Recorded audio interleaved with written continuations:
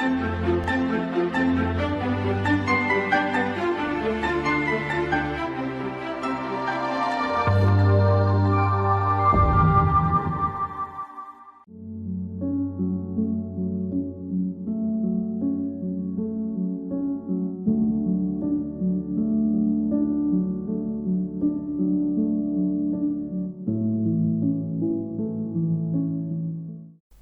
শিক্ষার্থী, আজ আমরা আলোচনা করব রাষ্ট্রের নীতি নির্ধারণের নির্দেশমূলক নীতিসমূহ।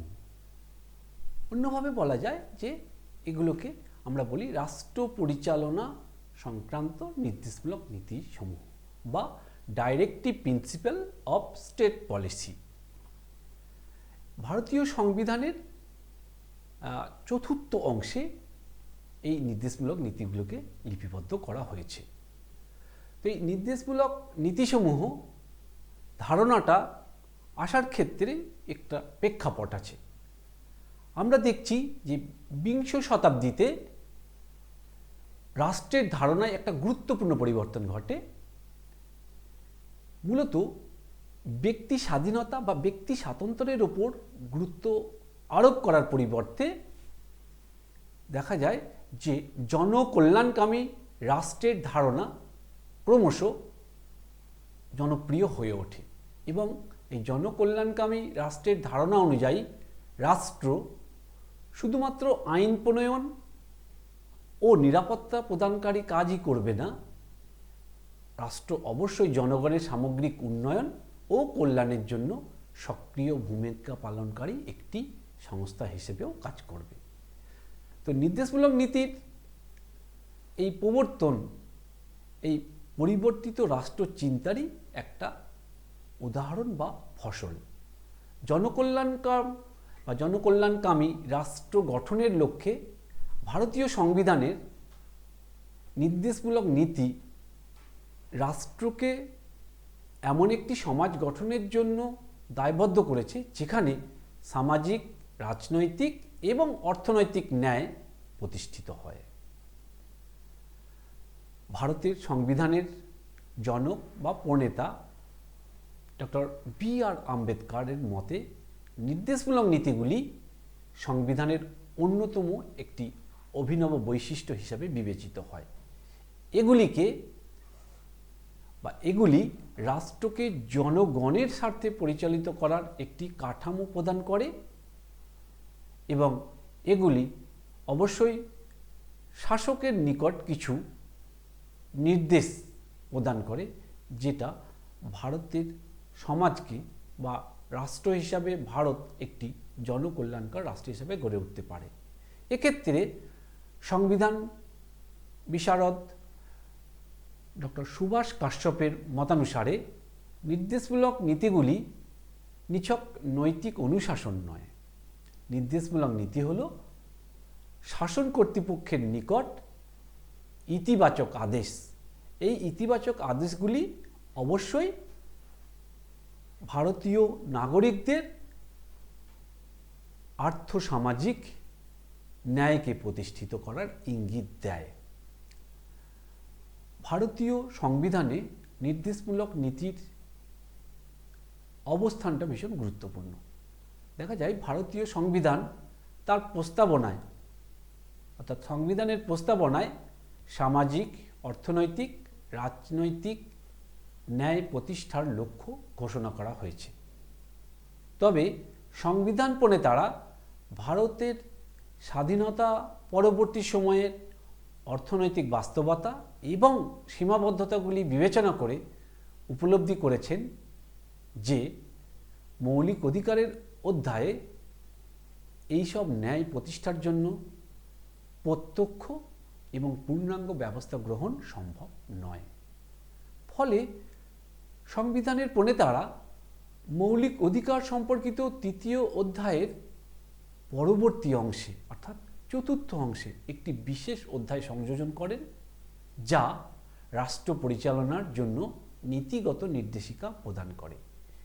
এই নীতিগুলি ভারতের সমকালীন সমাজ ও অর্থনীতিকে একটি কল্যাণমূলক রাষ্ট্রের দিকে ধাবিত করার উদ্দেশ্যে সংবিধানে অন্তর্ভুক্ত হয়েছে। ভারতীয় সংবিধানের ৩৬ নং ধারা থেকে আমরা একেবারে দেখতে পাচ্ছি যে ৫১ নং ধারা পর্যন্ত এই নির্দেশমূলক নীতিগুলি লিপিবদ্ধ হয়েছে।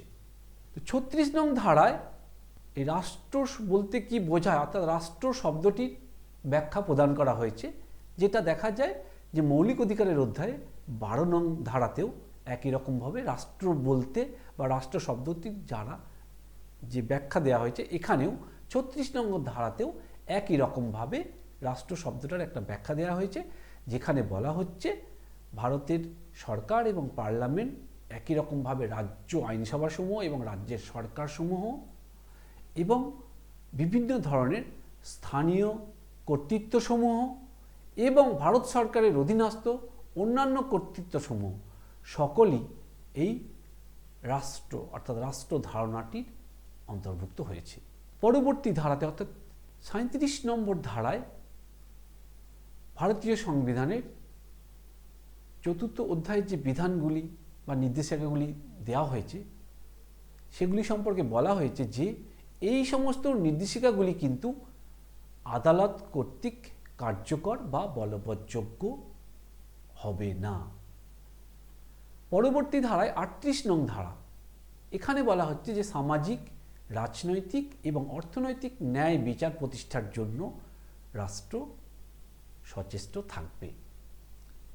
পরবর্তী ৩৯ নম্বর ধারা, এটা খুব গুরুত্বপূর্ণ। এখানে বলা হচ্ছে রাষ্ট্র এমন নীতি গ্রহণ করবে যা সমবন্টন, সাম্য এবং জনকল্যাণকে নিশ্চিত করতে পারে। অর্থাৎ এখানে আর্থিক ন্যায় বিচার এবং আর্থিক সাম্য প্রতিষ্ঠার উপরে একটা গুরুত্ব দেওয়া হয়েছে।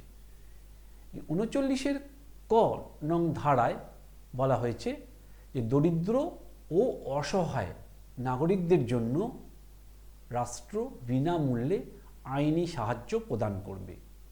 ৩৯-এর খ ধারায় বলা হচ্ছে যে সমাজের বস্তুগত সম্পদের মালিকানা এবং নিয়ন্ত্রণ এমনভাবে বিতরণ করতে হবে যা সাধারণ কল্যাণের জন্য সর্বোত্তমভাবে পরিবেশিত হয়।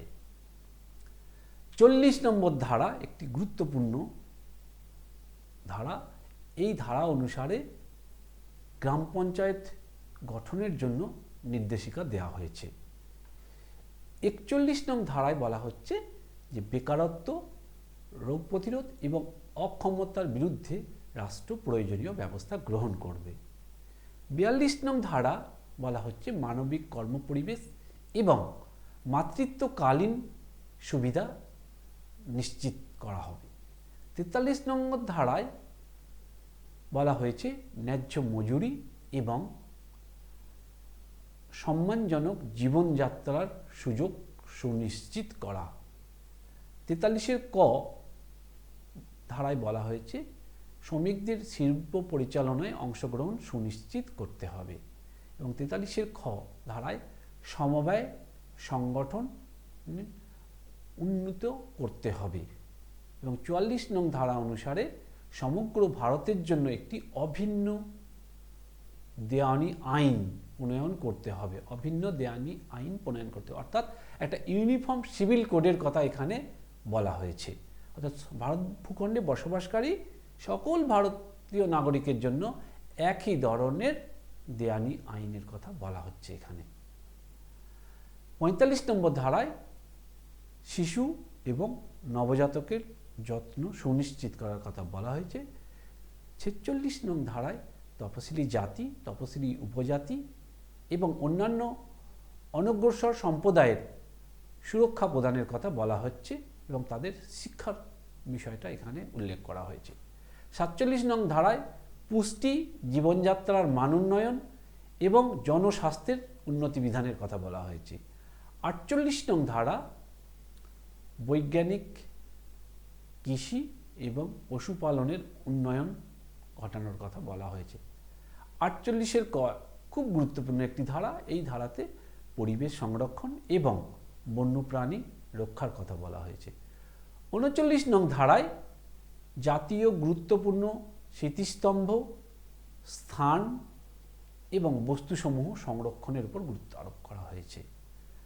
50 নং ধারায় বিচার বিভাগকে শাসন বিভাগ বা কার্যনির্বাহী বিভাগের থেকে পৃথক করার কথা বলা হয়েছে এবং 51 নং ধারা আন্তর্জাতিক শান্তি ও নিরাপত্তা প্রচার এবং তার উন্নতি বিধানের কথা বলা হয়েছে।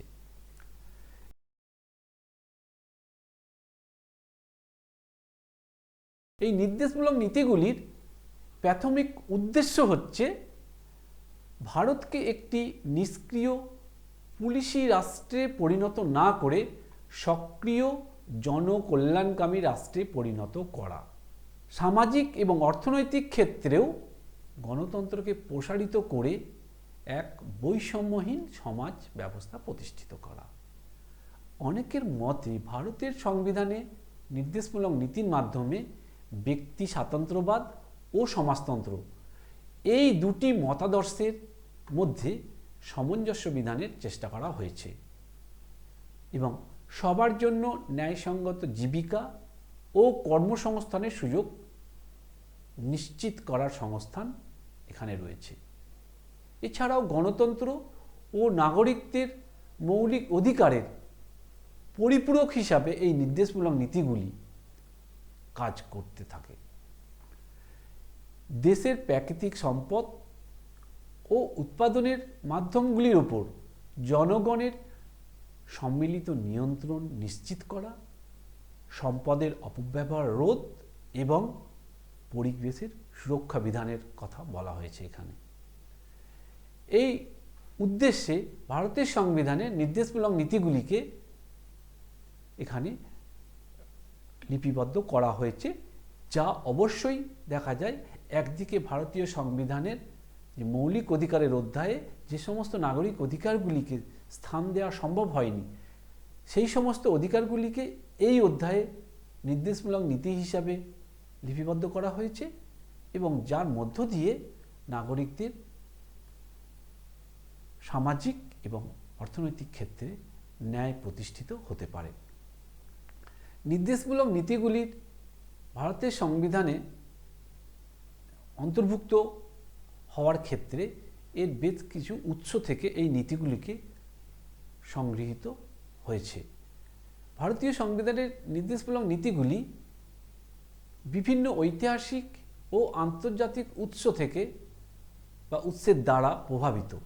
এগুলি সংবিধান প্রণেতাদের দ্বারা গভীর পর্যালোচনার পর অন্তর্ভুক্ত করা হয়েছে এবং এই নীতিগুলির প্রধান উৎস হচ্ছে প্রথমত হচ্ছে যে আইরিশ সংবিধানের থেকে অর্থাৎ আয়ারল্যান্ডের সংবিধান থেকে ভারতের গণপরিষদ এই নির্দেশমূলক নীতির ধারণাটি গ্রহণ করেছে এবং আমাদের সংবিধানে সেটি স্থান পেয়েছে। এছাড়াও গান্ধীজির দর্শন অর্থাৎ গান্ধীয়ান ফিলোসফিও কিন্তু একটা গুরুত্বপূর্ণ বিষয়।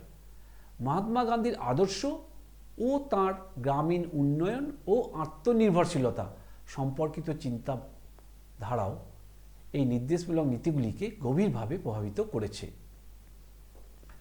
1935 সালের ভারত শাসন আইন, এই 1935 সালের ভারত শাসন আইনে গভর্নর জেনারেলের জন্য লিপিবদ্ধ নির্দেশাবলী এই নির্দেশমূলক নীতির একটি গুরুত্বপূর্ণ পূর্বসূরি বলা যেতে পারে, কারণ এগুলির দ্বারাও কিন্তু নির্দেশমূলক নীতি ভীষণভাবে প্রভাবিত।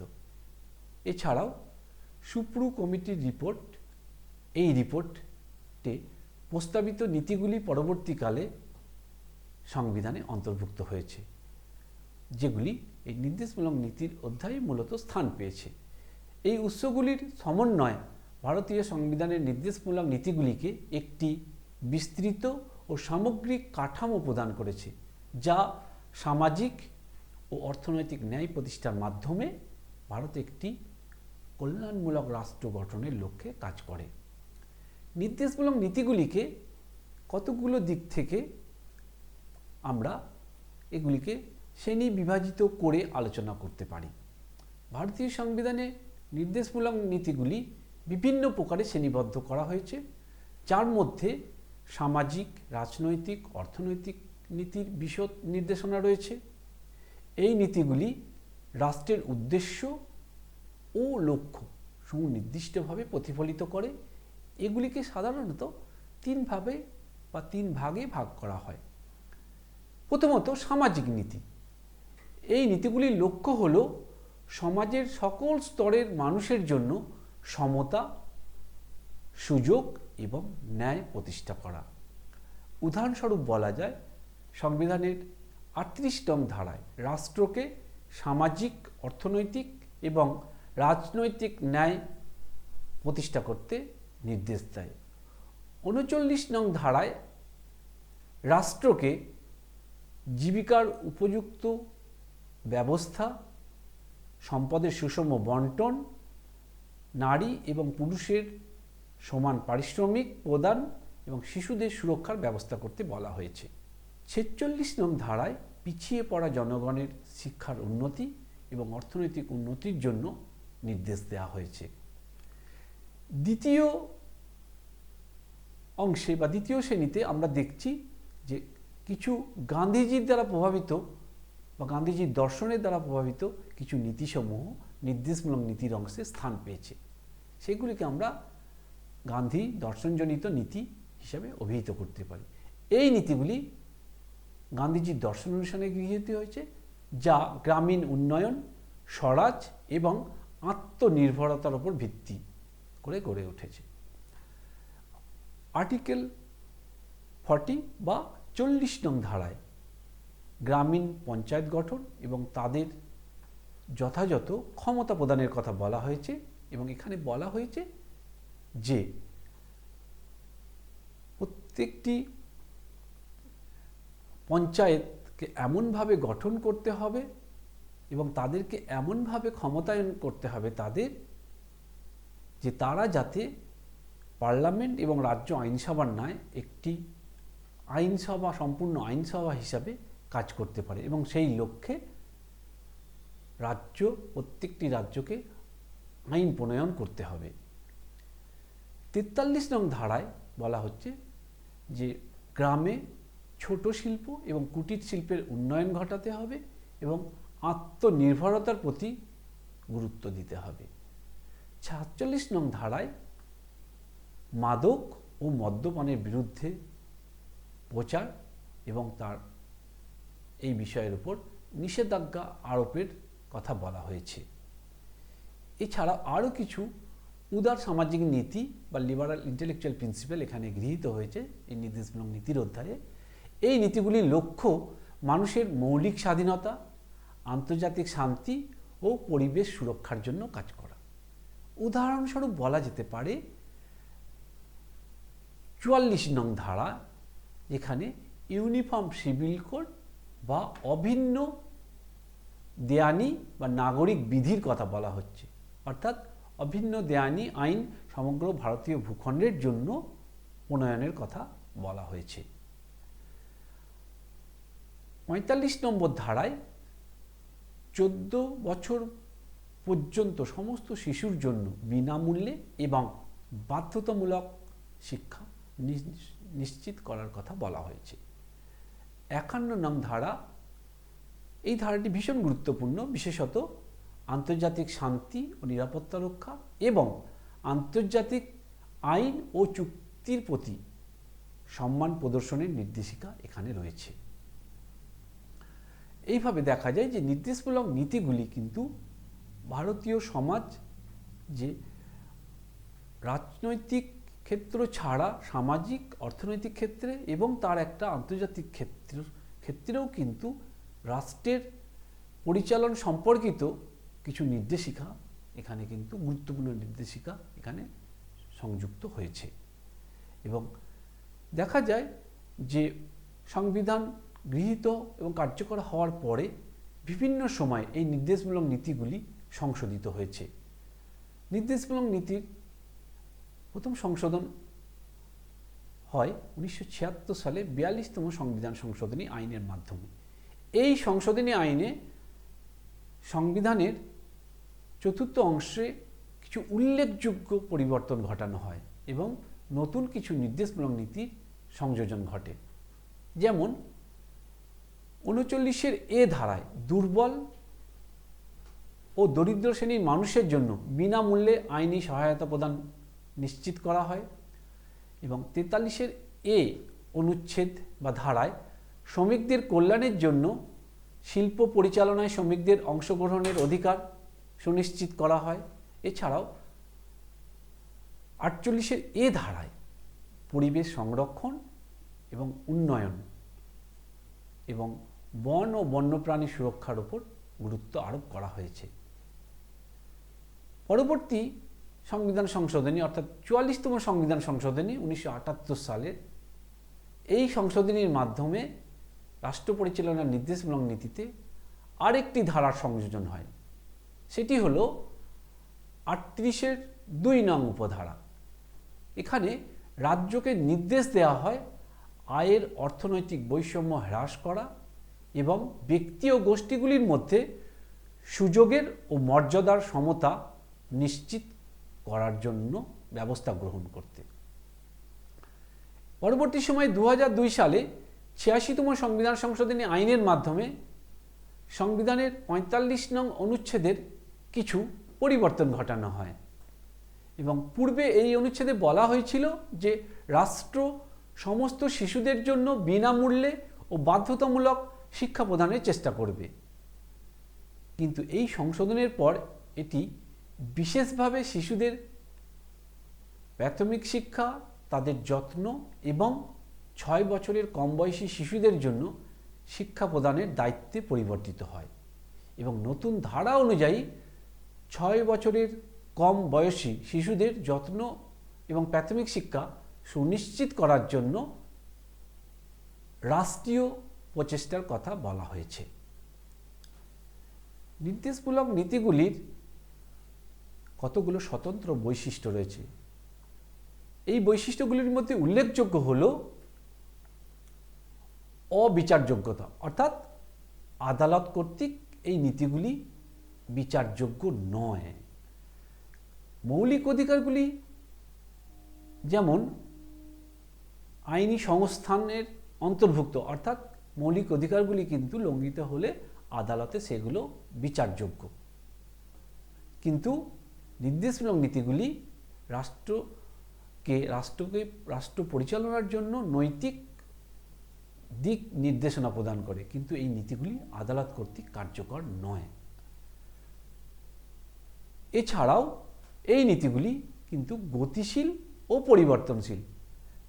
বলা যায় যে নির্দেশমূলক নীতিগুলি স্থির নয়, বরং সময়ের সঙ্গে এবং ক্রমবর্ধমান সমাজের চাহিদার সঙ্গে সামঞ্জস্য রেখে এখানে সামাজিক অর্থনৈতিক চ্যালেঞ্জ ও পরিবর্তনের সঙ্গে সামঞ্জস্য বিধান করে চলার উপযোগী এই নির্দেশমূলক নীতিগুলি, এবং সেই জন্য বিভিন্ন সময় নির্দেশমূলক নীতিগুলির মধ্যে কিছু সংযোজন বা বিয়োজন ঘটতে দেখা যায়।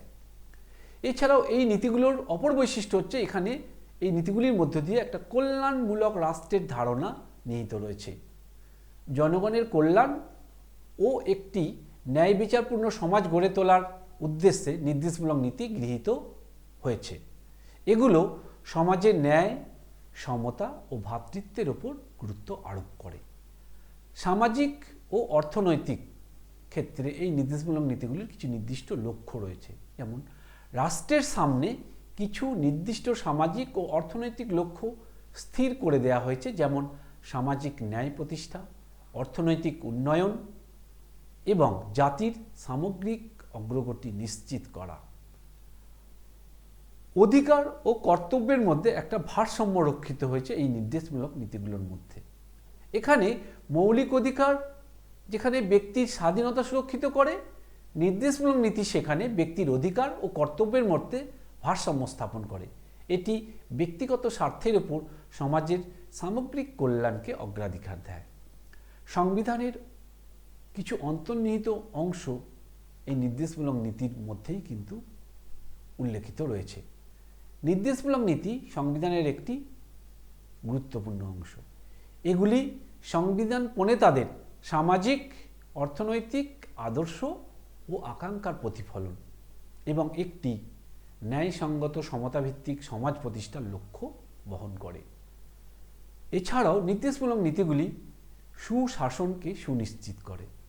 এই নীতিগুলি সুশাসনের জন্য স্বচ্ছতা, দায়বদ্ধতা এবং কার্যকর জনপ্রতিষ্ঠানের উন্নয়নে উৎসাহ দেয়। সাংস্কৃতিক ও শিক্ষামূলক মূল্যবোধ এই নির্দেশমূলক নীতিগুলির মধ্যে অন্তর্নিহিত রয়েছে। এগুলি দেশের বৈচিত্র্যময় সাংস্কৃতিক ঐতিহ্য সংরক্ষণ এবং বৈজ্ঞানিক অনুসন্ধান ও উদ্ভাবনকে উৎসাহিত করার উপর গুরুত্ব দেয়। আন্তর্জাতিক ক্ষেত্রেও দেখা যায় যে নির্দেশমূলক নীতিগুলি রাষ্ট্রকে তার আন্তর্জাতিক দায়িত্ব পালন এবং বিশ্ব মানবাধিকার ও উন্নয়নের মান অনুসরণের দিক নির্দেশনা প্রদান করে। নির্দেশমূলক নীতিগুলির এই গুরুত্বপূর্ণ বৈশিষ্ট্যগুলি পরিলক্ষিত হয়। এছাড়াও দেখা যায় নির্দেশমূলক নীতিগুলির বাস্তবায়নের জন্য বিভিন্ন সময় বিভিন্ন ধরনের আইন প্রণীত হয়েছে। এটি ভীষণ গুরুত্বপূর্ণ, কারণ নির্দেশমূলক নীতিগুলি মৌলিক অধিকারের ন্যায় নিজে থেকেই প্রত্যক্ষভাবে কিন্তু কার্যকর হতে পারে না, কারণ নির্দেশমূলক নীতিগুলি আদালত কর্তৃক বলবৎযোগ্য নয়। এগুলো শুধুমাত্র রাষ্ট্রকে একটা জনকল্যাণকর রাষ্ট্রে পরিণত করা এবং নাগরিকদের স্বচ্ছন্দ বিধান করা, নাগরিকদের জন্য অর্থনৈতিক ও সামাজিক ক্ষেত্রে ন্যায় প্রতিষ্ঠার জন্য এই ধরনের নীতিগুলো সংবিধানে লিপিবদ্ধ হলেও কিন্তু এগুলো নিজে বা এগুলো প্রত্যক্ষভাবে বা সরাসরি কার্যকর হতে পারে না। সেই জন্য নির্দেশমূলক নীতিগুলিকে সঙ্গে সামঞ্জস্য রেখে বা নির্দেশমূলক নীতিগুলিকে কার্যকর করার জন্য রাষ্ট্র তথা সরকার বিভিন্ন সময় নির্দেশমূলক নীতি অনুযায়ী বিভিন্ন আইন প্রণয়ন করেছে। তার মধ্যে উল্লেখযোগ্য হচ্ছে শ্রম সংস্কার। এখানে শ্রমজীবী মানুষের অধিকার ও কল্যাণ সুরক্ষিত করতে বিভিন্ন আইন প্রণীত হয়েছে।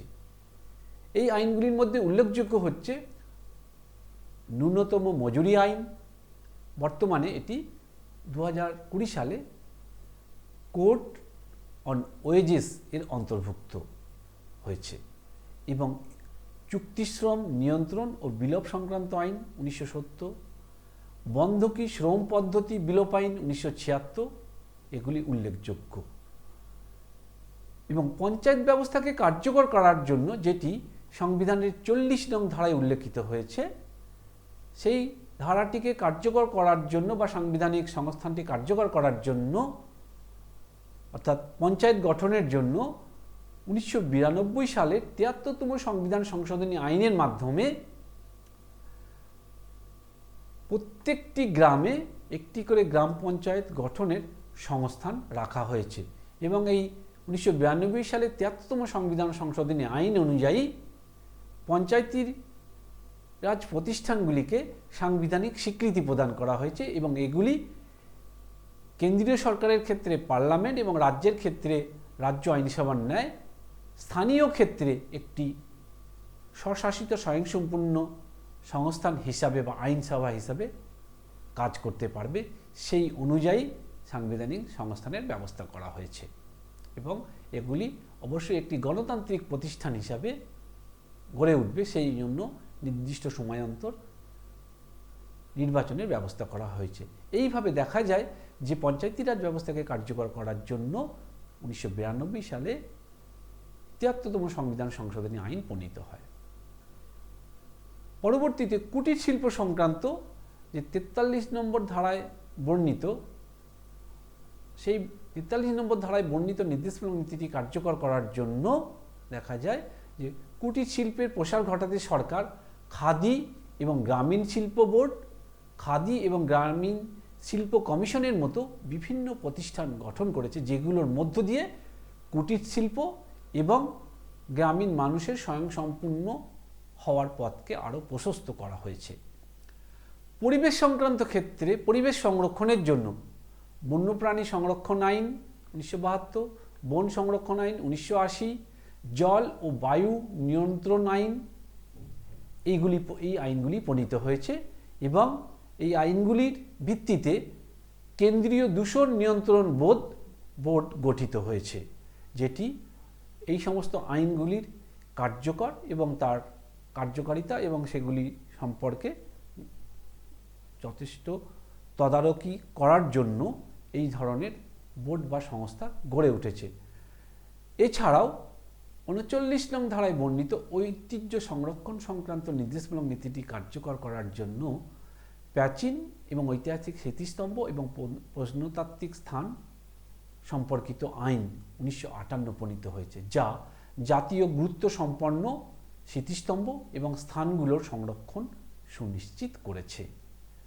এছাড়াও ভূমি সংস্কার সংক্রান্ত ক্ষেত্রে দেখা যায়, যেটা নির্দেশমূলক নীতির ৩৯ নং ধারার সঙ্গে সামঞ্জস্যপূর্ণ রেখে গ্রামীণ জনগণের জীবনযাত্রার মান উন্নয়ন এবং কৃষিজীবী সমাজের রূপান্তর ঘটাতে সমস্ত রাজ্য ভূমি সংস্কার আইন প্রণয়ন করেছে।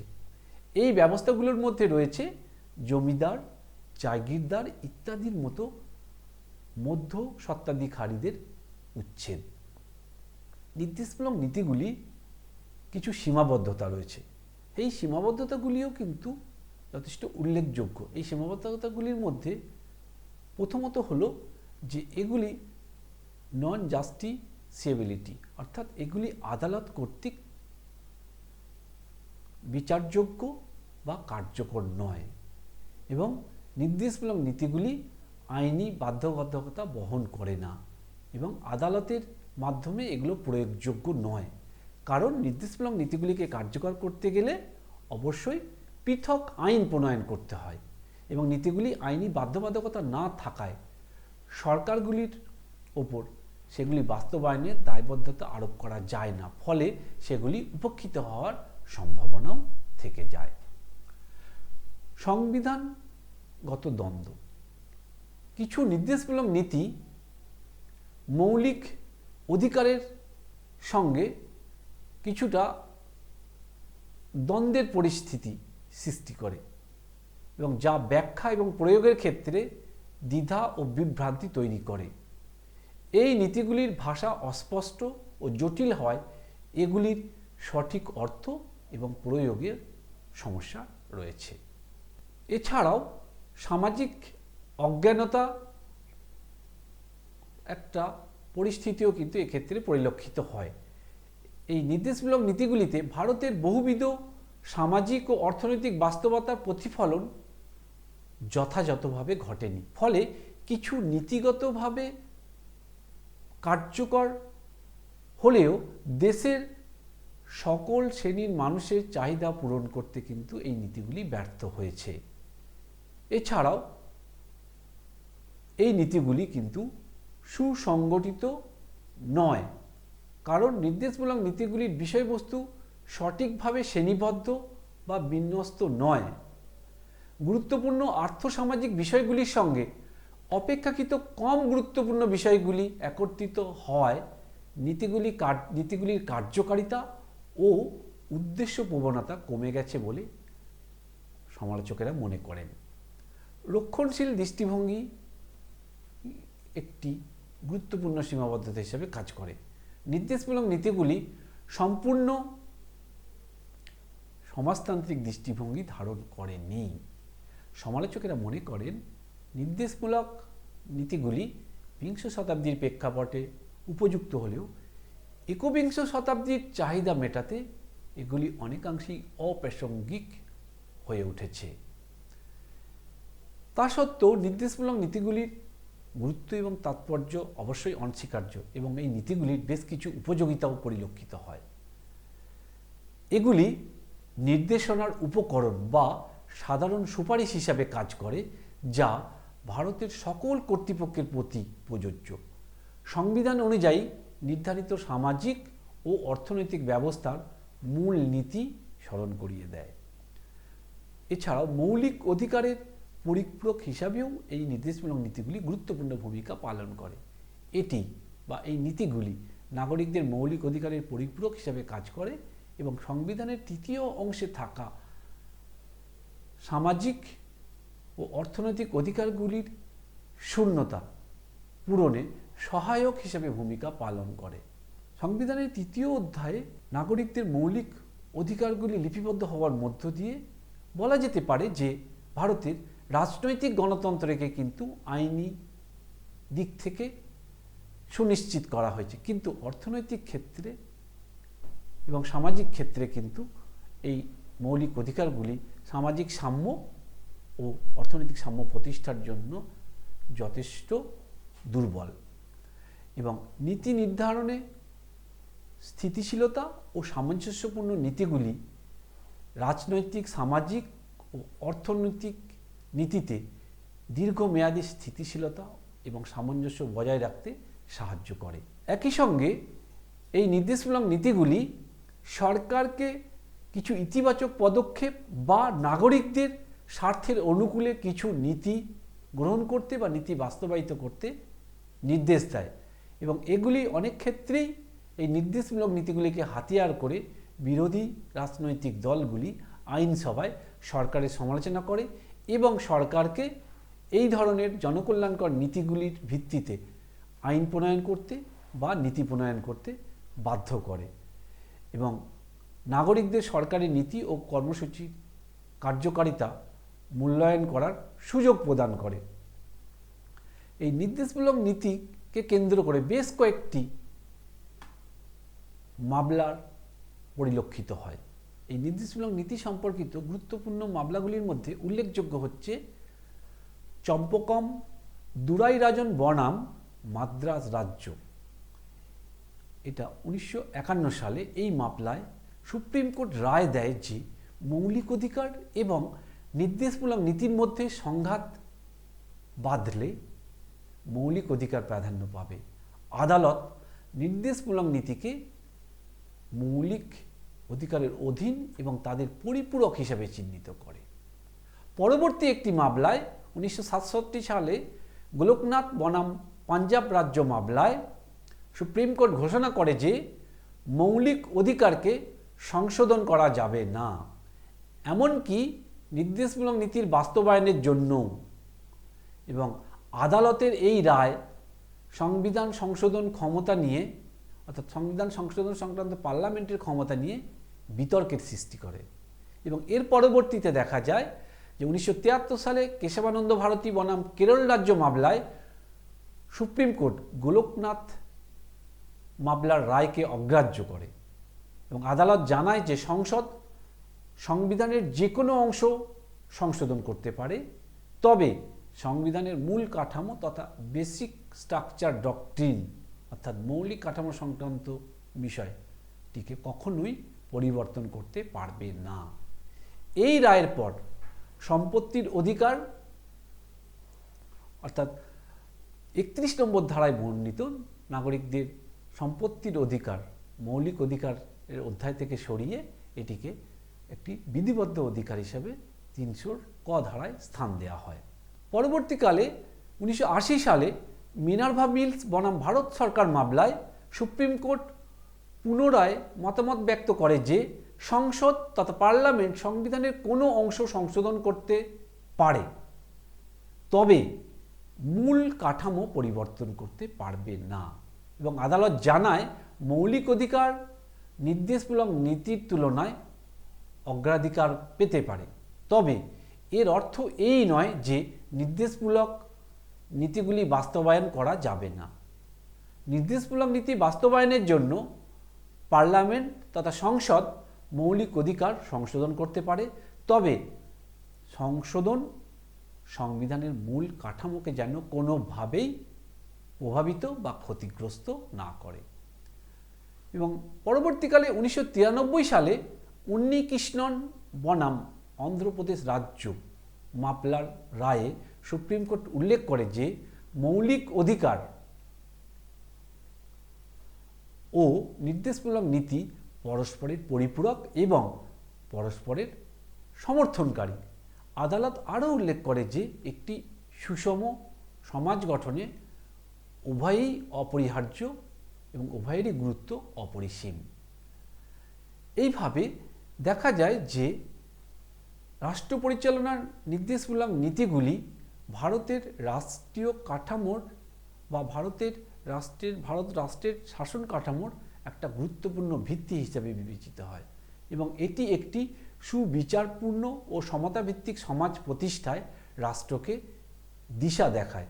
কারণ এই নীতিগুলি অবশ্যই রাষ্ট্রকে নাগরিকদের স্বার্থে কিছু ইতিবাচক পদক্ষেপ গ্রহণের জন্য নির্দেশ দেয়।